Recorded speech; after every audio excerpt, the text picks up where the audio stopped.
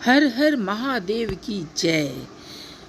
इस महाशिवरात्रि के पर्व पर यदि आप इस कथा को सुनते हैं तो भगवान शिव शंकर आपकी हर मनोकामना पूर्ण करेंगे। महाशिवरात्रि व्रत कथा में चित्रभानु नामक एक भील शिकारी की कथा है जिसने अनजाने में ही शिवरात्रि का व्रत कर लिया, जिसके पुण्य से वह शिवलोक में स्थान पा गया।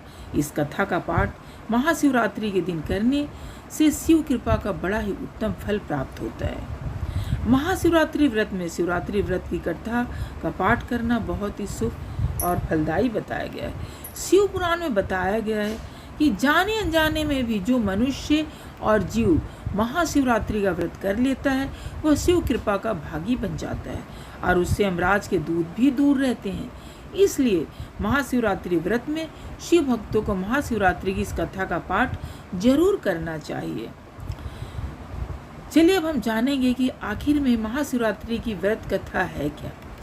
पूर्व काल में चित्रभानु नामक एक शिकारी था। वह शिकार करके अपने परिवार का भरण पोषण करता था। उस शिकारी पर साहूकार का कर्ज था, लेकिन वह उसका कर्ज समय पर नहीं चुका पाया। फिर साहूकार ने शिकारी को शिव मठ में बंदी बना लिया। जिस दिन उसे बंदी बनाया गया उस दिन शिवरात्रि थी। चतुर्दशी के दिन उसने शिवरात्रि व्रत की कथा सुनी और शाम होते ही साहूकार ने उसे अपने पास बुलाया और ऋण चुकाने के बारे में कहा। उसके बाद वह फिर शिकार की खोज में निकला। बंदी गृह में रहने के कारण वो बहुत भूखा था। शिकार की तलाश में वो बहुत दूर निकल गया। अंधेरा होने पर उसने जंगल में ही रात बिताने का फैसला किया और एक पेड़ पर चढ़ गया।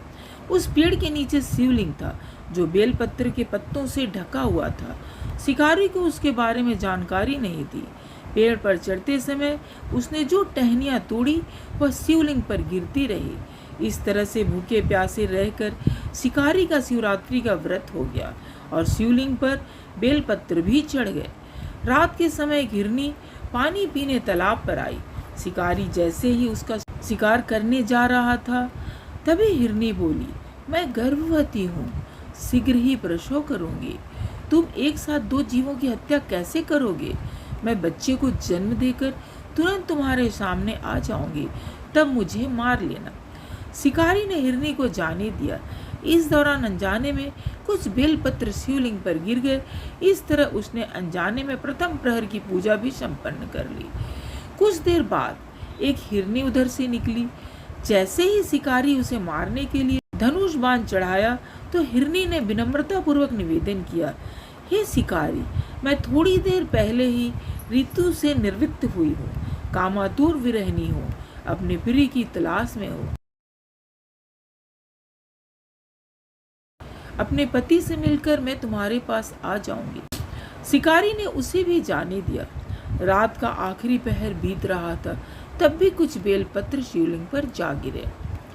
ऐसे में शिकारी ने अनजाने में ही अंतिम बार की पूजा भी कर ली। इस दौरान वहां एक हिरनी अपने बच्चों के साथ आई। उसने भी शिकारी से निवेदन किया और शिकारी ने उसे भी जाने दिया। इसके बाद शिकारी के सामने एक हिरन आया। शिकारी ने सोचा, अब तो मैं इसे यहाँ से नहीं जाने दूंगा, इसका शिकार जरूर करूंगा। तब हिरन ने उसे निवेदन किया कि मुझे कुछ समय के लिए जीवन दान दे दो। शिकारी ने पूरा रात की घटना उस हिरन को सुना दी।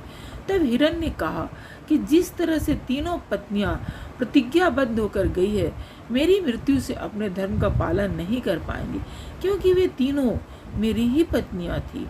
जैसे तुमने उन्हें विश्वास पात्र मानकर छोड़ा है, मुझे भी जाने दो। मैं उन सब के साथ तुम्हारे सामने शीघ्र ही उपस्थित होता हूँ। शिकारी ने उसे भी जाने दिया। इस तरह सुबह हो गई।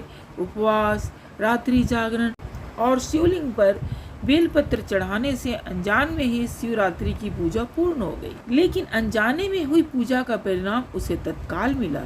थोड़ी देर बाद हिरन और उसका परिवार शिकारी के सामने आ गया। उन सभी को देखकर शिकारी को बहुत गिलानी हुई और उसने पूरे परिवार को जीवन दान दे दिया।